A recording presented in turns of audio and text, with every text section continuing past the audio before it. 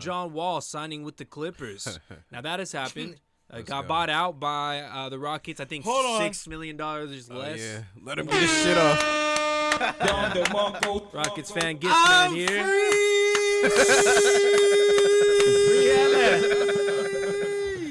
I'm free. You like that? I'm free. Why didn't y'all do this a year ago? Because he was stubborn. We told John, hey, if you don't want to come off the bench, you're not starting no more. If you don't want to come off the bench and play, you're not going to play. Yeah. See, you're hitting something right now, too. Like you saying, coming off the bench. So, when he comes to the Clippers, is he not coming off the bench? He's going to compete with Reggie Jackson. That's a good competition, though. But I think he might beat Reggie Jackson out. Yeah. For sure. He has a whole year off. He's healthy, ready to go. You think he... Yeah, I think he can beat Reggie Jackson out. You think he'll play more games than Reggie? No. He ain't beating Reggie then, bro. I'm sorry. So the first half. For my thing is that he picked where he signed, right? With the Clippers. Well, I mean, yeah, they bought him out. He has. I think he has the They right. probably recruited him too. Well, yeah, exactly. So I think you also have the right kind of thinking here, like who, because a lot of people really like Reggie, and honestly, if in my opinion, I think John Wall's gonna start because the ego, pretty low price. They can do a lot with what his potential is. If you're saying he's based gonna off be of a John low Wall. price and Reggie's a signed player, so again, why don't y'all think he won't come off the bench? No, I think that he'll start. Just the only and because Reggie's already familiar with that the benching stuff. I think John's better though than Reggie right now for that Like, squad. I haven't seen him in so long. Can I say this to much? Judge. Let me say this I don't much know. though. Reggie Jackson is not of a great fit with those two stars like John Wall will be. I can. That's where I'm. That's where I would say. Part. I agree with that. Reggie was just the tempo pusher. John is more like, I'm gonna get 20. PG's gonna put in whatever. I don't know if he's gonna in. still be getting 20, but he's Not gonna 20, be the but John's gonna facilitating get wise. Let's say 13, 14 points. Well, he'll get you a good 14. You For me, think?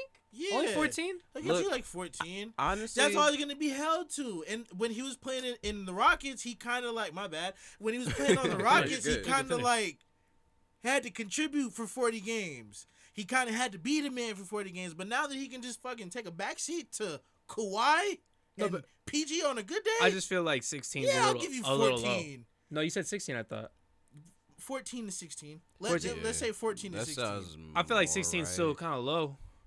But he's good. Look, That's he's what a they play. need him He's for, not. He's not a score first point guard. He can his play style allows him to score, but he's not a score first point guard. He's still he's one of in the vein he's not Chris Paul, but he's in the vein of one of those last point guards, bro. Like John Wall's like in Washington, bro.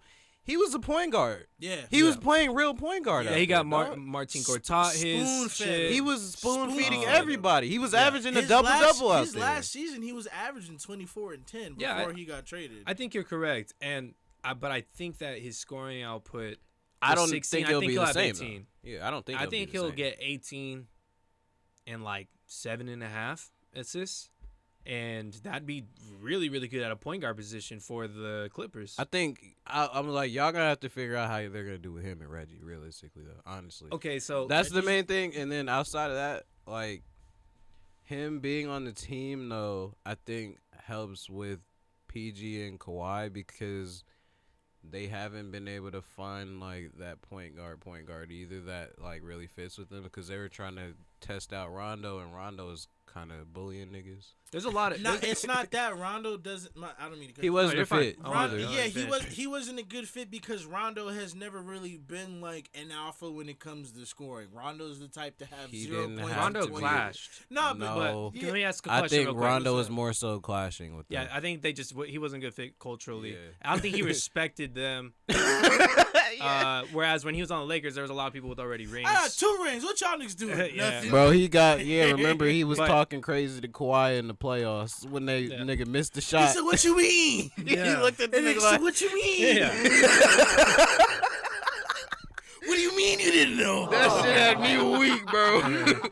Hey, wait. So So like, you supposed to shoot it, Kawhi. let me ask this question, because I feel like this kind of answers a question of a lot of people asking that what's their expectations when it comes to John Wall and him with the Clippers.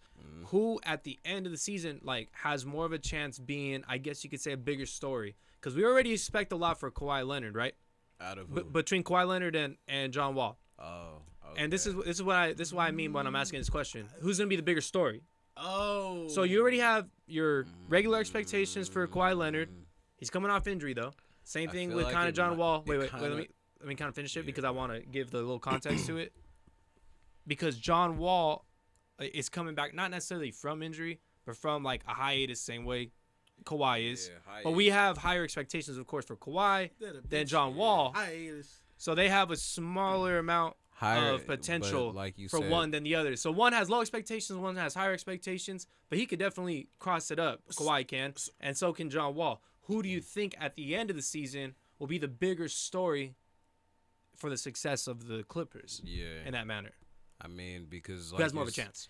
Because like you're saying, there's lower expectations for John Wall. I think it could end up being him. The hiatus, we haven't seen him. And then we're hearing a whole bunch of stuff about what was going on, like behind the scenes between him and Houston, and like all this bickering with him in the front office and stuff like that. That's so, his like, fault. I'm not pointing a finger. I'm just saying we hearing about. I am. That's his fault. Hey, you say that on your part then. But Yeah. outside of that, like we're just looking, and he's not playing. He's still posting on Instagram. He's still on IG. Him coming back and like having a successful year along with the team's success, I think will probably make a lot more noise. Because I mean, whereas like with Kawhi, we expect this of you. So when And you he's not really a story. in yeah. itself. So like when you do it, it's like it'll only mean more for him when he like starts stacking up more rings, like so to speak. So like. Well, even then, right? So I meant the whole season. Yeah. Let's say they do, because those are kind of the expectations with that 1-2 punch already beforehand without John Wall. Now they have John Wall, who has potential to contribute like an Andrew Wiggins did for the Warriors. Yeah. Kind of like an unlikely hero. I think it'll low-key take Kawhi winning like MVP or some shit for it to be like that's what I'm kind of wanting. Basically, what I'm saying is we're spending some time talking about this topic like it matters. Does it really fucking matter by the end of the season? You know what I mean? No. It only will matter if John Wall is actually is making a comeback season. So that's why I'm asking that question. Is it more likely that John Wall has a big comeback and we're talking about this for a reason, and this is a beginning of a great story, or is this just going to be Kawhi Leonard and he just has that MVP season? I still think it's just gonna be Kawhi Leonard and having that MVP season. Only because, like, John, your comeback's kind of been too long now. Like, your comeback's kind of like a year and a half, maybe. Now here we are going on, 3 years of you trying to fucking figure it out after the Achilles and the ACL. I really not really haven't got an opportunity to really do anything like that. Like, yeah, he was great in Houston for like the first 25 games of the season.